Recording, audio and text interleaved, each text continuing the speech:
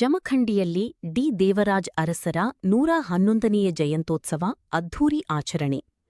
ಜಮಖಂಡಿ ತಾಲೂಕು ಆಡಳಿತ, ತಾಲೂಕು ಪಂಚಾಯತ್ ಹಾಗೂ ತಾಲೂಕು ಹಿಂದುಳಿದ ವರ್ಗಗಳ ಕಲ್ಯಾಣ ಇಲಾಖೆ ವತಿಯಿಂದ ಹಿಂದುಳಿದ ವರ್ಗಗಳ ಧೀಮಂತ ನಾಯಕ, ಸಾಮಾಜಿಕ ಪರಿವರ್ತನೆಯ ಹರಿಕಾರ ಹಾಗೂ ಕರ್ನಾಟಕ ರಾಜ್ಯದ ಮಾಜಿ ಮುಖ್ಯಮಂತ್ರಿ ಡಿ ದೇವರಾಜ್ ಅರಸರ 111ನೇ ಜಯಂತ್ಯೋತ್ಸವವನ್ನು ಜಮಖಂಡಿಯಲ್ಲಿ ಅದ್ಧೂರಿಯಾಗಿ ಆಚರಿಸಲಾಯಿತು. ಜಯಂತ್ಯೋತ್ಸವದ ಅಂಗವಾಗಿ ಡಿ ದೇವರಾಜ್ ಅರಸರ ಭಾವಚಿತ್ರವನ್ನು ರಥದಲ್ಲಿ ಪ್ರತಿಷ್ಠಾಪಿಸಿ ಕುಂಭಮೇಳದೊಂದಿಗೆ ನಗರದ ಪ್ರಮುಖ ಬೀದಿಗಳಲ್ಲಿ ಭವ್ಯ ಮೆರವಣಿಗೆ ನಡೆಸಲಾಯಿತು. ಬಳಿಕ ತಾಲೂಕು ಆಡಳಿತ ಭವನದಲ್ಲಿ ತಹಶೀಲ್ದಾರ್ ಹಾಗೂ ಉಪವಿಭಾಗಾಧಿಕಾರಿಗಳ ನೇತೃತ್ವದಲ್ಲಿ ಡಿ ದೇವರಾಜ್ ಅರಸರ ಭಾವಚಿತ್ರಕ್ಕೆ ಪೂಜೆ ಸಲ್ಲಿಸಿ ಗೌರವ ನಮನ ಸಲ್ಲಿಸಲಾಯಿತು.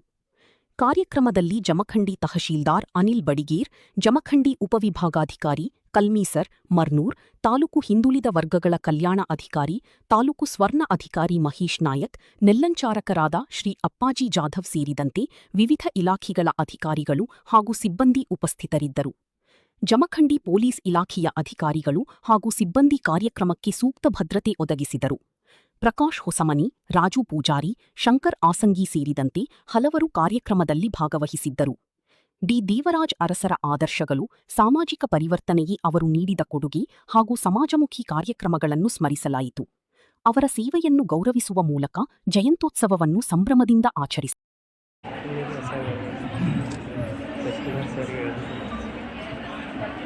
ವಕ್ರತುಂಡ ಮಹಾಕಾಯ ಸೂರ್ಯಕೋಟಿ ಸಮಪ್ರದ ನಿರ್ವಿಘ್ನಂ ಕುರ್ಮೆ ದೇವ ಸರ್ವ ಕಾರ್ಯೇಷು ಸರ್ವ ಆ ವಿನಾಯಕನಲ್ಲಿ ಪ್ರಾರ್ಥಿಸುತ್ತಾ, ಕರ್ನಾಟಕದ ಧೀಮಂತ ರಾಜಕಾರಣಿ ಶ್ರೀ ಡಿ ದೇವರಾಜ್ ಅರಸೂರವರಿಗೆ ಅರಸೂರವರ ಭಾವಚಿತ್ರಕ್ಕೆ ಪೂಜೆಯನ್ನು ನೆರವೇರಿಸ್ತಾ ಇದೆ.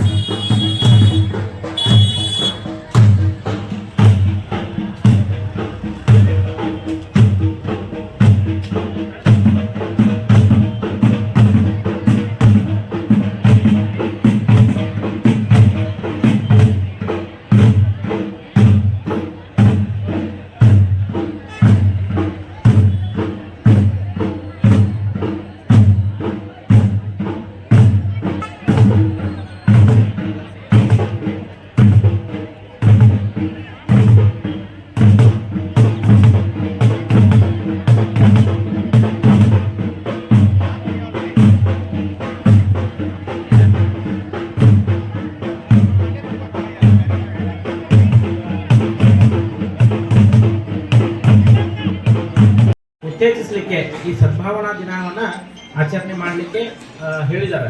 ಈ ಸದ್ಭಾವನಾ ದಿನದ ಒಂದು ನಿಮಿತ್ತವಾಗಿ ಇವತ್ತು ಒಂದು ಸದ್ಭಾವನಾ ದಿನಾಚರಣೆಯ ಪ್ರತಿಜ್ಞೆಯನ್ನು ನಾವೆಲ್ಲರೂ ಕೂಡ ಮಾಡಬೇಕಾಗೈತಿ. ಧರ್ಮ, ಪ್ರದೇಶ, ಮತ ಅಥವಾ ಭಾಷೆಯ ಭೇದ ಭಾವವಿಲ್ಲದೆ ಭಾರತದ ಎಲ್ಲ ಜನತೆಯ ಭಾವೈಕ್ಯ ಮತ್ತು ಸೌಹಾರ್ದಕ್ಕಾಗಿ ನಾನು ಪ್ರತಿಜ್ಞೆ ಮಾಡುತ್ತೇನೆ. ಅಲ್ಲದೆ ವೈಯಕ್ತಿಕವಾಗಿಯೇ ಆಗಲಿ ಅಥವಾ ಸಾಮೂಹಿಕವಾಗಲಿ ನಮ್ಮಲ್ಲಿರುವ ಎಲ್ಲ ಭೇದ ಭಾವಗಳನ್ನು ಹಿಂಸಾಚಾರಕ್ಕೆ ಅವಕಾಶ ನೀಡದೆ ಸಮಾಲೋಚನೆ ಹಾಗೂ ಸಂವಿಧಾನಾತ್ಮಕ ಕ್ರಮಗಳ ಮೂಲಕ ಪರಿಹರಿಸುತ್ತೇವೆಂದು ಸಹ ಪ್ರತಿಜ್ಞೆ ಮಾಡುತ್ತೇನೆ. ಅರಸೂರವರ ಜಯಂತಿಯ ಹಾರ್ದಿಕ ಶುಭಾಶಯಗಳನ್ನು ಕೋರಲಿಕ್ಕೆ ಇಷ್ಟಪಡ್ತೀನಿ ಹಾಗೂ ತುಂಬು ಹೃದಯದಿಂದ ಈ ಕಾರ್ಯಕ್ರಮಕ್ಕೆ ಸ್ವಾಗತವನ್ನು ಕೋರ್ತಾ ಇದ್ದೀವಿ. ಡಿ ದೇವರಾಜ್ ಅರಸೂರವರು ಮೈಸೂರು ಜಿಲ್ಲೆಯ ಹುಣಸೂರು ತಾಲೂಕಿನ ಕಲ್ಲಹಳ್ಳಿ ಅನ್ನುವಂತಹ ಒಂದು ಪುಟ್ಟ ಗ್ರಾಮದಲ್ಲಿ ಆಗಸ್ಟ್ 20, 1915 ಜನಿಸ್ತಾರೆ. ಇದೆಲ್ಲರಿಗೂ ಕೂಡ ಗೊತ್ತಿದೆ.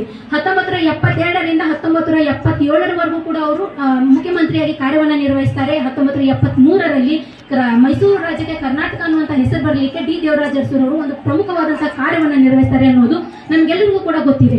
ಡಿ ದೇವರಾಜ ಅರಸುರವರು ಯಾವತ್ತಿನಿಂದ ಇವತ್ತಿನವರೆಗೂ ಮುಖ್ಯಮಂತ್ರಿ ಆದ್ರಲ್ಲ, ಅವ್ರು ಇರೋವರೆಗೂ ಕೂಡ ರಾಜ್ಯವನ್ನು ಅಭಿವೃದ್ಧಿಗೊಳಿಸಬೇಕು, ರಾಜ್ಯಕ್ಕಾಗಿ ದುಡಿದಂತಹ ಒಬ್ಬ ಏಕೈಕ ಮುಖ್ಯಮಂತ್ರಿ ಅಂತ ಅಂದ್ರೆ ಅದು ಡಿ ದೇವರಾಜ ಅರಸುರವರು ಅಂತ ನಾವು ತುಂಬಾ ಹೆಮ್ಮೆಯಿಂದ ಹೇಳ್ಕೊಳ್ಬೇಕು.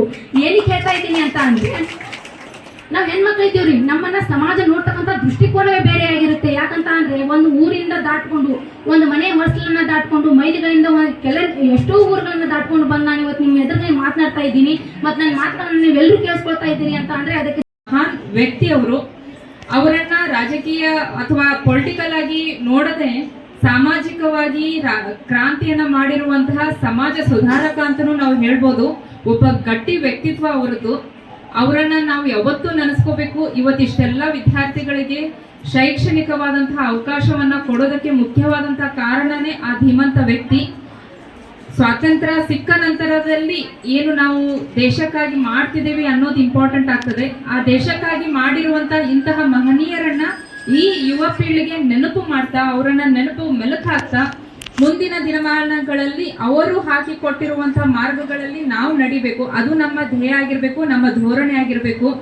ಇಷ್ಟೆಲ್ಲ ಸ್ಟ್ರಗಲ್ ಮಾಡಿರುವಂತಹ, ಇಷ್ಟೆಲ್ಲ ಕೊಡುಗೆಗಳನ್ನ ಕೊಟ್ಟಿರುವಂತಹ ದೇವರಾಜ ಅರಸು ಅವರಿಗೆ ಇವತ್ತು ನೆನೆಯುವಂತಹ ಸಮಯ.